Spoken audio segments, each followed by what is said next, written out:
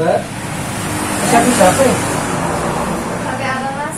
Itu Vivo Y15S apa ya? Ini kenapa? Nggak bisa dinyalain Mbak. Tapi kalau di cas itu ada gambar petirnya. Ya udah nanti ya mas, kita di sini dulu. Tapi itu Mbak, jadi hari ini bisa nggak ya? Soalnya mau di Jakarta ya? Oh gitu ya. Ya udah tunggu ya mas. Iya iya.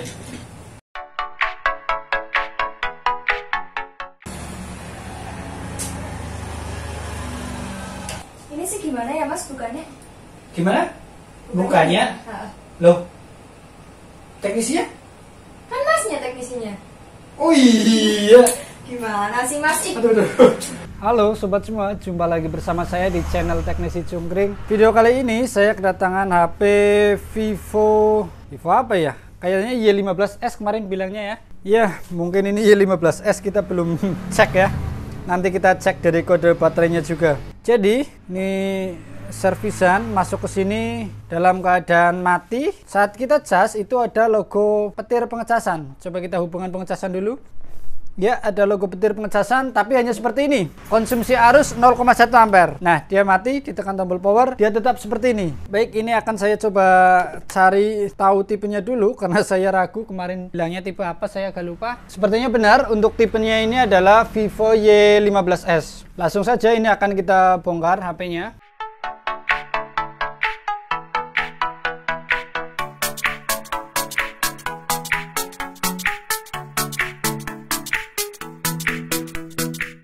Ini dia, HP-nya sudah terbuka seperti ini. Tadi cukup susah untuk membukanya, tapi alhamdulillah ini sudah terbuka dengan aman ya. Tadi kita hubungkan pengecasan, ada konsumsi arus 0,1 hilang, ada logo seperti baterai mau mengisi tapi tidak mau mengisi ya. Hanya logonya saja, logo petir. Berikutnya akan saya coba ukur berapa nilai voltase yang tersisa. Karena bisa jadi hal tersebut karena kehabisan baterai itu bisa jadi ya. Jadi makanya kita akan ukur tegangan baterai yang tersisa. Kita gunakan avometer. Kita ukur ini ya.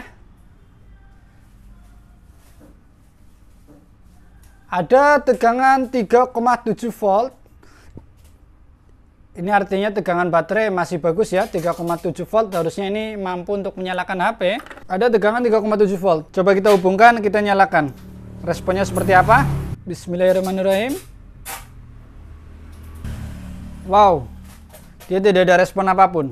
Baterainya masih 3,7 volt, tetapi ditekan tombol power tidak ada respon apapun. Berikutnya akan saya coba hubungan ke power supply. Kita cari dulu konektor baterai yang sama. Ini sepertinya sama. Akan saya hubungkan ke power supply.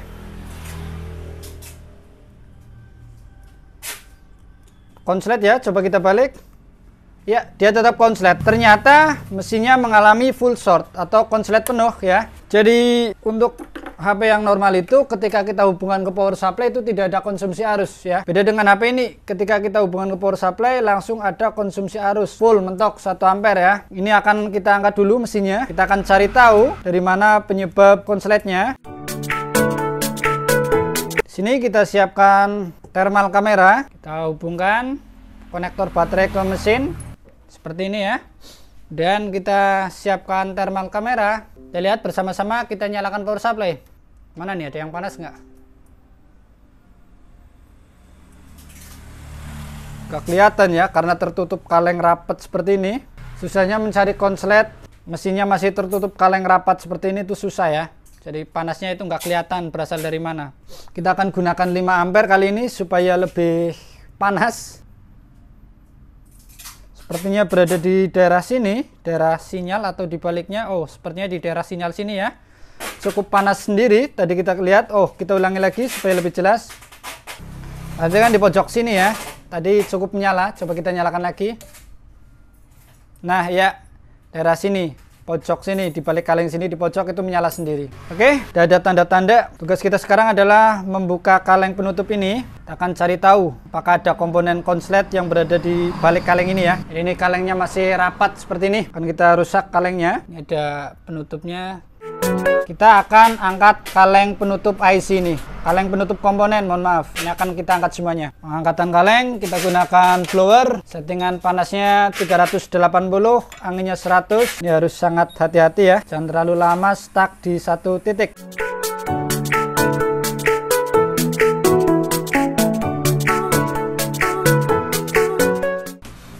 dia, kalengnya sudah terangkat ya. Akan kita perhatikan dulu apakah ada komponen yang rusak atau berpindah posisi karena pengangkatan kaleng atau tidak. Sepertinya masih aman ya. Ini agak panasan, ini nggak apa-apa, ini dibuang nggak apa-apa ya. Yang penting konektornya itu masih aman. Baik, semuanya terlihat aman. Setelah kaleng terbuka, akan kita gunakan thermal kamera lagi. Kita akan hubungkan kembali ke power supply. Kita lihat menggunakan thermal kamera komponen mana yang panas. Thermal kamera sudah terbuka, kita nyalakan power supply. Wow, terlihat satu komponen panas. Ya, sepertinya buah kapasitor ya. Perhatikan bersama, kita ulangi sekali lagi supaya lebih jelas. Nah, itu kan ada sebuah komponen yang menyala ya di sini ya. Sepertinya sebuah kapasitor ataupun dioda. Itu ada kapasitor dioda di dekat IC. Ini dia tadi yang menyala, entah itu dari dioda atau dari kapasitor. Berikutnya saya akan gunakan rosin. Ini saya punya alat baru ya, rosin dispenser. Ini sebenarnya alat sudah sering digunakan oleh teknisi di luaran sana. Namun di sini saya baru beli kemarin. Jadi ini mau saya uji coba juga. Pemakaian pertama menggunakan rosin dispenser. Cara menggunakannya adalah kita kasih rosin di sini. Kita tekan powernya. Dia keluar asap ya.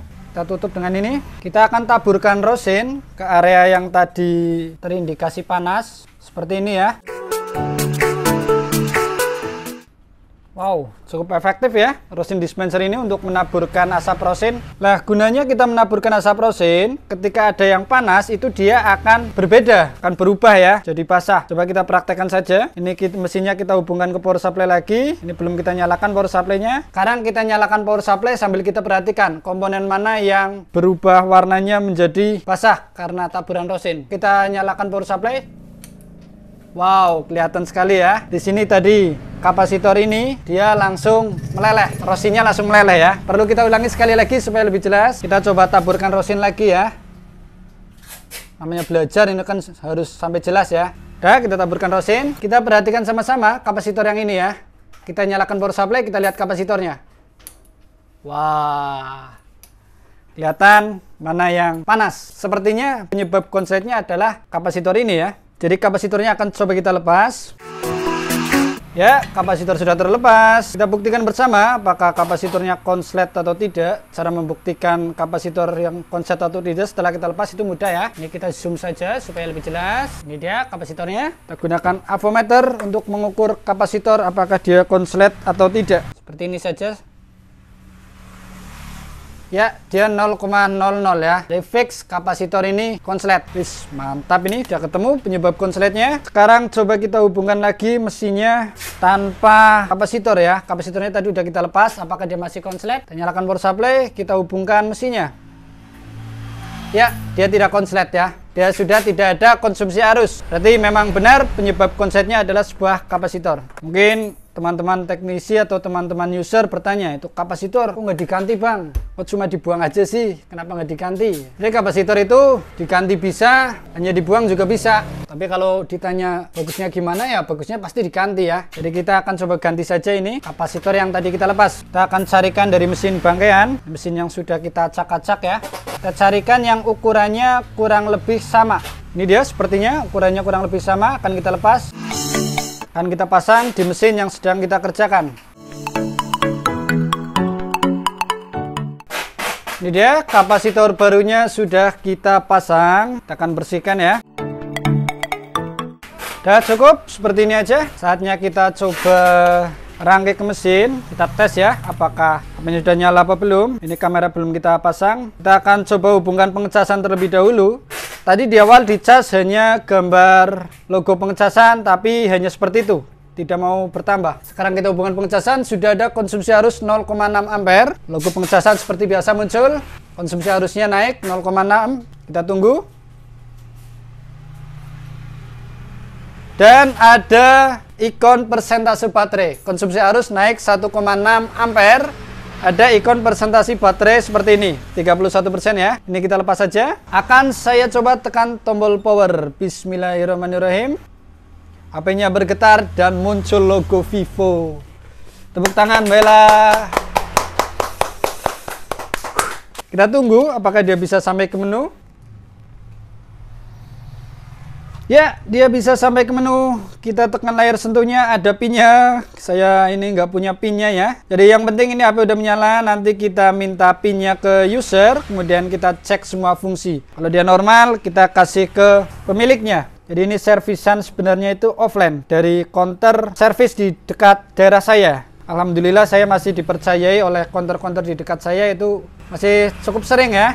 Teman-teman counter itu melempar pekerjaan kepada saya. Jadi untuk kasus HP ini tadi dia adalah konslet kapasitor yang berada di area sinyal. Kapasitor tersebut rangkaiannya berada di jalur VBAT atau di jalur baterai, sehingga jalur baterai pun menjadi ikut konslet. Setelah kita lepas kapasitor, konsletnya hilang, kita cas dia sudah normal, kita tekan tombol power, dia sudah bisa menyala sampai ke menu. Pembelajaran dari video ini apa? Sepertinya nggak ada ya. Ya intinya itu, kalau konslet di jalur VBAT itu kita gunakan power supply 5 ampere. Kita nggak bisa gunakan power supply 1 ampere seperti ini, apalagi ini punya short protect ya. Jadi yang punya short protect itu ketika konslet dia akan mati otomatis. Itu power supply sampai analog gitu 1 ampere menggunakan short protect. Jadi konslet dia mati. Tadi saya pengerjaan menggunakan power ampli digital saya 5 ampere tanpa short protect. Jadi 5 ampere ya dia tembak 5 ampere, dia nggak mau mati gitu. Makanya ini bisa digunakan sebagai MBR ya. Jadi dia itu nggak mati otomatis. Dia mau konsumsi arus maksimalnya dia 5 ampere ya dia kasih 5 ampere. Lah, komponen yang konslet ketika dikasih arus 5 ampere pasti dia panas. Di awal kita gunakan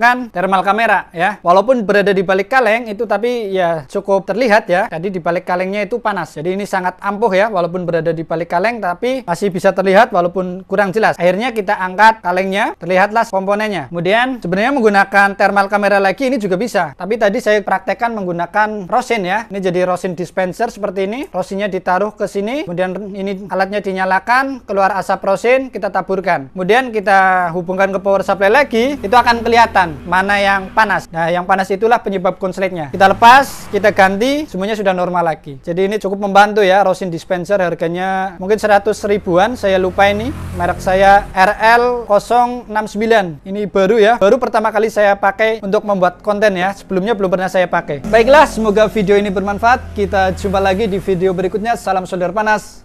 Mantap.